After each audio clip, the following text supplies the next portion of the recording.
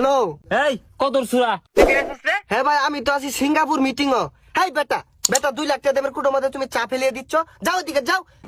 চা খাইতে যে 5টা লাগে ওই 5টাই তো তোর পকেটে নাই। আরে আস্তে কো হুইন্নে আসবো ভাই। কই দেখ কিতিরা দেখ সিঙ্গাপুর বলে কোনো মিটিং করে আর বলে কুটোর মধ্যে খানা চা হালায় দে। চা জীবন চোখকে দেখছিন। এই তোমার টাকা কোনদিন দিবি ক? আরে 1 লাখ টাকা তারিখ লাগে নাই। আইনে যে সুমন চাও সুম নিবাইন। এই ম্যানেজার ওই বিদ্যা লোকটাকে 15 লাখ টাকা দিয়ে দেওছে। আচ্ছা ভাই একটু ব্যস্ত আছি, পরে কথা কই। হ্যাঁ আল্লাহ বাসলাম। আপনার ফোন কেটে দিছে।